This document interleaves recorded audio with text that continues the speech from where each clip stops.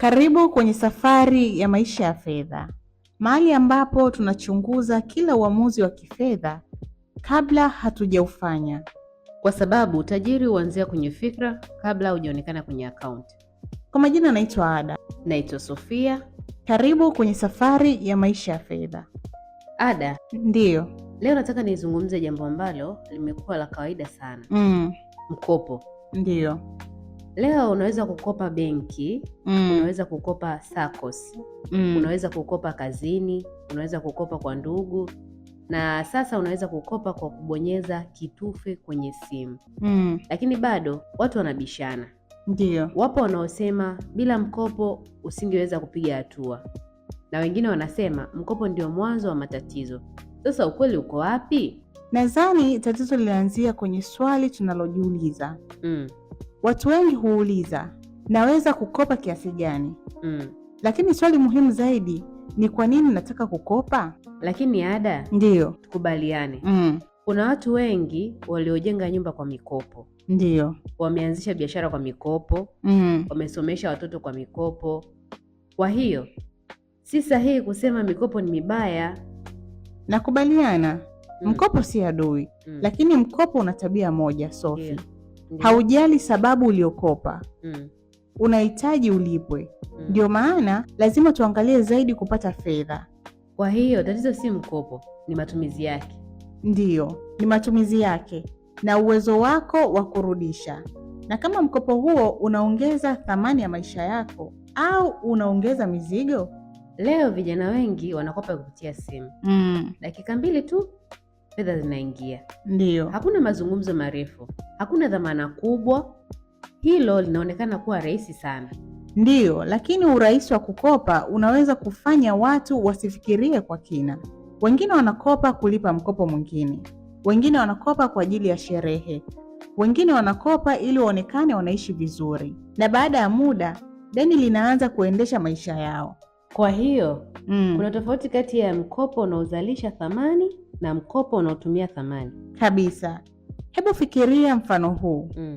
Mkopo wa kuongeza mashine kwenye biashara yenye wateja wa uhakika unaweza kuongeza mapato. Lakini mkopo wa kununua simu ya gharama kubwa kwa ajili ya kujionyesha unaweza usiongeze kipato chochote. Swali ni hili, mkopo huo unafanya maisha yako ya kesho yawe bora au magumu zaidi? Sophie, ngojea nikupe simulizi hii. Kulikuwa na marafiki wawili waliokopa kiasi kinachofanana. Wa kwanza alikopa kwa ajili ya harusi ya kifahari. Wa pili alikopa kuongeza vifaa kwenye kazi yake. Miaka 3 baadaye, wa kwanza alikuwa bado analipa kumbukumbu ya siku moja. Wa pili alikuwa analipa mkopo kutokana na mapato yaliyoongezeka. Fedha zilikuwa sawa, mkopo ulikuwa sawa. Kilichokuwa tofauti ni kusudi. Kwenye Hidden Gold Principle, Sophie, inasema usikope kwa sababu unaweza kupata mkopo. Kopa kwa sababu una sababu yenye mpango na uwezo wa kulipa. Leo nimegundua kwamba kusema mikopo ni mibaya si sahihi. Ndiyo. Lakini kusema mikopo yote ni maendeleo pia si sahihi. Ndiyo. Mikopo ni kama moto. Unaweza kupika chakula, unaweza pia kuchoma nyumba. Tofauti haipo kwenye moto. Tofauti ipo kwenye namna unavyotumia. Wiki hii kwenye Financial Challenge, Sophie, kabla ya kukopa au kumkopesha mtu, jiulize maswali 3. Swali la kwanza, kwa nini nahitaji mkopo huu? Swali la pili, nitarudishaje? Na swali la 3, je, mkopo huu utaniongezea thamani au utaniongezea mzigo? Na kwenye Hidden Gold Journal, andika maswali haya 3. Je, ni mkopo gani ulionifundisha somo kubwa zaidi? Swali la pili, nimewahi kukopa kwa hisia na matokeo yake yalikuwa ni yapi? Na swali la mwisho, kuanzia leo ni kanuni gani moja nitaitumia kabla ya kukopa? Deni si adui wa maendeleo, lakini deni lisilo na mpango linaweza kuwa adui wa uhuru wako wa kifedha.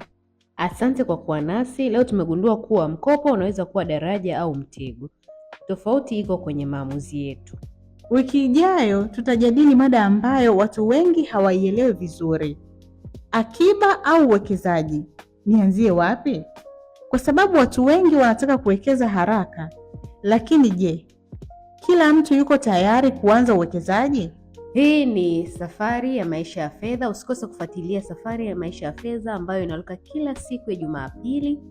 Ulikuwa nami Sofia Daudi, lakini pia siko peke yangu, nilikuwa na mwenzangu Ada Eligo. Mpaka wakati mwingine, wote tunasema bye bye.